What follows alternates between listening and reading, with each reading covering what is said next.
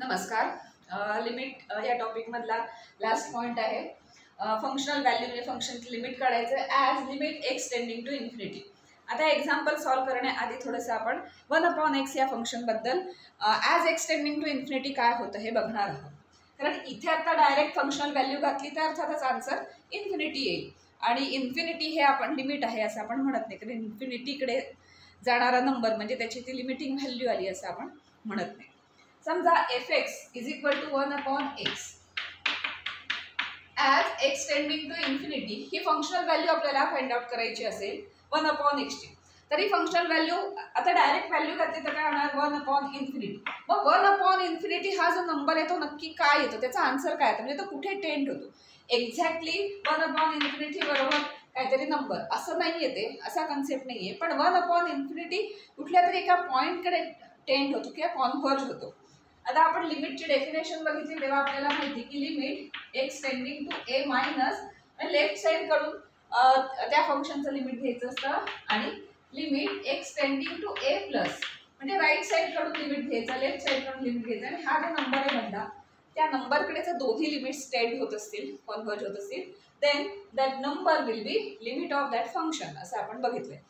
तर इथे पण आपण असंच बघणार आहोत की 1/∞ हा नंबर नक्की कुठल्या दिशेला, कोणत्या पॉईंटला टेंड होतोय किंवा कुठल्या नंबरला टेंड होतोय. आपण थोड्या रिअल नंबर्स घालून बघूया की समजा 1/1 म्हणजे 1 x इज इक्वल टू 1 असेल तर काय येणार 1/1. x इज इक्वल टू 2 असेल तर येणार 1/2. 3 असेल तर 1/3, 1/4, 1/1000 अँड सो ऑन असं करत करत 1/∞ कडे जाणार आहे. आता आपण ऑब्झर्व केलं तर 1/1 पेक्षा हा 1/2 is less than 1/1, 1/3 is less than this. म्हणजेच काय होणार आहे, हा कमी कमी होत जातो, डिक्रीजिंग ऑर्डरमध्ये. आणि हा कमी होत जात कुठे येणार आहे शेवटी नंबर हा तर 0 ला टेंड होणार आहे. मीन्स 1/∞ हा नंबर आहे, इट विल टेंड टू 0. त्यामुळे 1/∞ असं म्हणजे लिमिटमध्ये जर आला असेल नंबर तर तुम्ही तो 0 ला टेंड होतो असं म्हणायचं. म्हणजे एक्झॅक्टली काही 1/∞ इज इक्वल टू 0 असं आपल्याला म्हणायचं नाही, पण लिमिटच्या संदर्भात लिमिट असेल तर तिथे आपण 1/∞ टेंडिंग टू 0 असं म्हणू शकतो. तेच रिअल लाईफवर आपण जर बघितलं, रिअल लाईफ माहिती आपल्याला इथे 0 असतं, इथे पॉझिटिव्ह नंबर असतात, इथे निगेटिव्ह नंबर असतात. तर 1/x हे फंक्शन घेतलं तर लक्षात येईल 1/1 ही व्हॅल्यू असते, 1/2, 1/3, 1/4, 5000 असं करत करत तर ती 0 कडे टेंड होते. सिमिलरली मायनस कडून आला तरी अशा पद्धतीने इथून 0 कडे टेंड, दोन्ही बाजूने ती व्हॅल्यू 0 कडे टेंड होते. As x tending to infinity, x जसा जसा इन्क्रीज होत जाईल तशी तशी 1/x डिक्रीज होत 0 कडे जाते.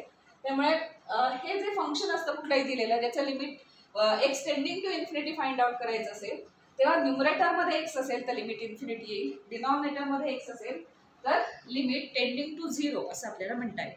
म्हणजे असं फंक्शन आलं की कुठेही आपल्याला अशा पद्धतीने ॲडजस्ट करायचं आहे की हे न्यूमरेटरमध्ये एक्स आहे ते डिनॉमिनेटरमध्ये जातात.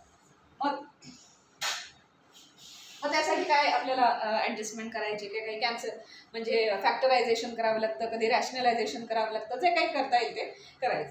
आता इथे limit x tending to infinity आहे, ह्याला जर x² मी डिव्हाइड केलं तर इथे 1 होईल, इथे 4/x होईल, 16/x². आणि मग डायरेक्ट इन्फिनिटी हे पुट केलं आपण म्हणजे सबस्टिट्यूट केलं की आपलं काम होईल. पण नुसतं x² ने इथे डिवाइड करून चालणार नाही, कारण कुठल्याही नंबरला असं कुठल्याही फंक्शनला असं डायरेक्ट फक्त डिवाइड केलं किंवा फक्त मल्टिप्लाय केलं असं होत नाही. So multiply and divided by असं करायला हवं. आणि इथे याचा डिनॉमिनेटर 1 आहे त्यामुळे तो x² तिथेच राहील आणि पुन्हा इन्फिनिटीच आन्सर येईल किंवा ते होणार नाही. सो ह्याला काहीतरी डिनॉमिनेटर असतं तर multiplied and divided by x किंवा x² असं आपल्याला म्हणता आलं. तर ते आणायचं असेल तर आपल्याला रॅशनलायझेशन प्रोसेस करता येईल.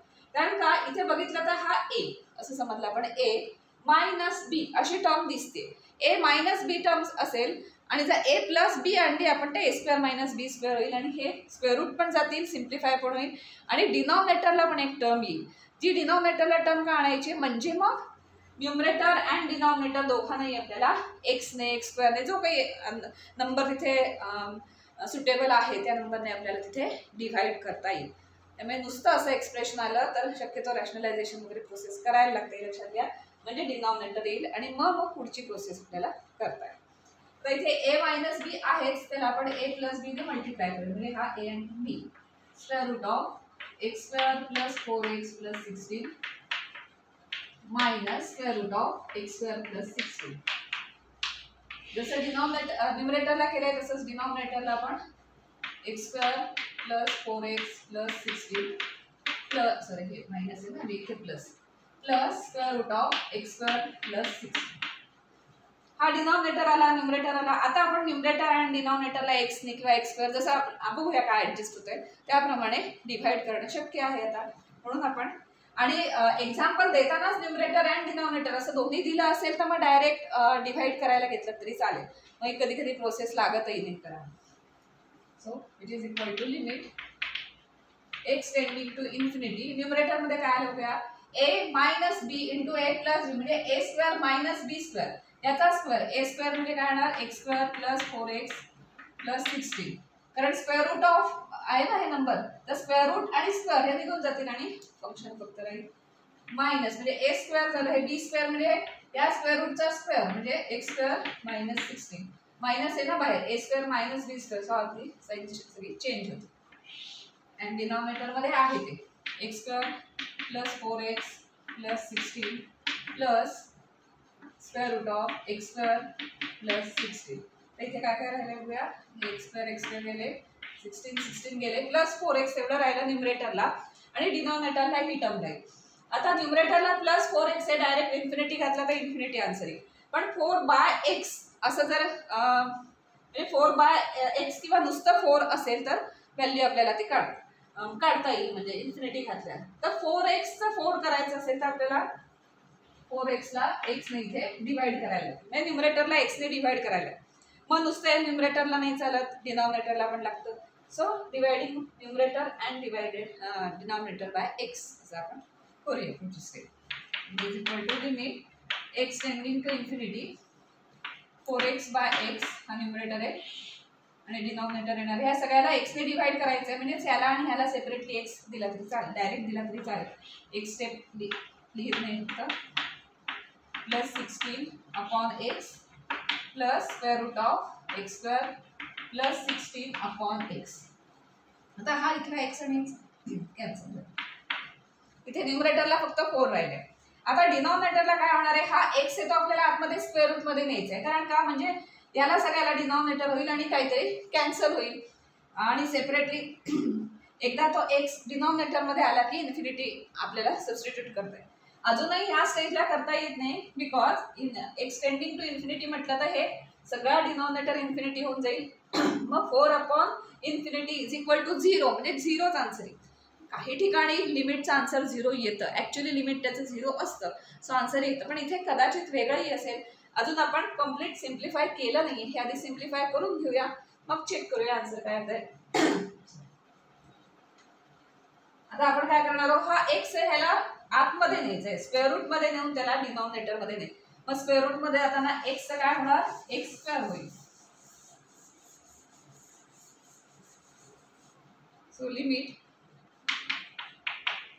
X tending to infinity, numerator मध्ये 4, डिनॉमिनेटर मध्ये हा एक्स आहे त्याला आपल्याला या स्क्वेअर रूटच्या आतमध्ये न्यायचं, म्हणजे ह्या सगळ्याला स्क्वेअर रूट करायचं. आत जाताना ह्याचा एक्स स्क्वेअर होऊन जाईल, कारण तो बाहेर येताना एक्स होतो ना, म्हणजे आत जाताना तो एक्स स्क्वेअर होऊन म्हणजेच मिळणार limit x square plus 4x plus 16 upon x square plus square root of x square plus 16 upon x square.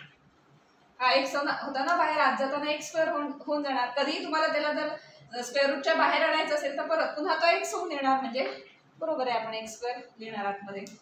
आता आपण सेपरेटली सगळ्यांना डिनॉमिनेटर देऊन काय काय राहते बघूया. एक्स स्क्वेअरने एक्स स्क्वेअरला 4x ने एक्स स्क्वेअर, कारण सिंगल डिनॉमिनेटर आहे, न्यूमरेटर मध्ये 2-3 टर्म्स आहेत, तर सेपरेटली आपण प्रत्येकाला देऊ शकतो. Is equal to limit x tending to infinity 4 upon, आता सेपरेटली देऊया, स्क्वेअर रूट तसंच राहणार आहे अजून. X square upon x square म्हणजे 1 plus 4x upon x square म्हणजे 4 upon x plus 16 upon x square, असं त्या सगळ्या टर्मला एक्स स्क्वेअरने डिवाइड केल्यावर झालं. Plus square root of x square upon x square means 1 plus 16 upon x square. आता बघितलं तर न्यूमरेटरच्या काय, न्यूमरेटर आता कॉन्स्टंटच आहे, डिनॉमिनेटरच्या पण डिनॉमिनेटरला सगळीकडे एक्स आहे, म्हणजे आता ह्या स्टेजला आपण इन्फिनिटी सबस्टिट्यूट करू शकतो. आन्सर इन्फिनिटी येणार नाही, उरलेले जे कॉन्स्टंट आहेत त्याच काहीतरी आन्सर येणार आहे. त्यामुळे आता ह्या स्टेजला इन्फिनिटी आपण सबस्टिट्यूट करणार. सो आता लिमिट इन्फिनिटी आपण घातलं की लिमिट ही टर्म आपण लिहित नाही, कारण लिमिट झाल्यापर्यंत आपल्याला हे लागतं इथे. त्याच्यानंतर आपण आता डायरेक्ट सबस्टिट्यूट करणार. So 4 square root of 1 plus, ही स्टेप नाही लिहिली तरी चालेल, डायरेक्ट लिमिटिंग व्हॅल्यू काय आली आहे 0 वगैरे ते लिहिलं तरी चालेल. 16 अपॉन इन्फिनिटी स्क्वेअर इन्फिनिटी असं काही नाही, सगळं infinity plus square root of 1 plus 16 upon infinity. आता anything upon infinity will tend to 0, त्यामुळे काय होणार, हे 4 राहिले न्यूमरेटरमध्ये, डिनॉमिनेटरमध्ये 1 प्लस हे 0 झालं प्लस हे 0 झालं प्लस डिनॉमिनेटरमध्ये हे 1 प्लस 0 झालं, कारण 16 upon infinity or any real number upon infinity will tend to 0, कारण लिमिटिंग व्हॅल्यू.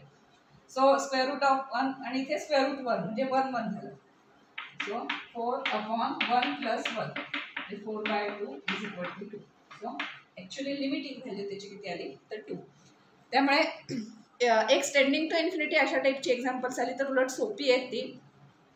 न्यूमरेटर डिनॉमिनेटर दिला असेल तर कशाने डिव्हाइड करायला लागेल, कुठल्या व्हेरिएबलने, म्हणजे एक्स स्क्वेअर एक्स क्यूब जे काय तिथे हायेस्ट इंडायसेस काय हायेस्ट पॉवर असेल त्याने डिव्हाइड करायचे का वगैरे, हे एक्झाम्पल बघून तुम्ही ठरवू शकता, ते डिव्हाइड वगैरे करून घ्यायचं.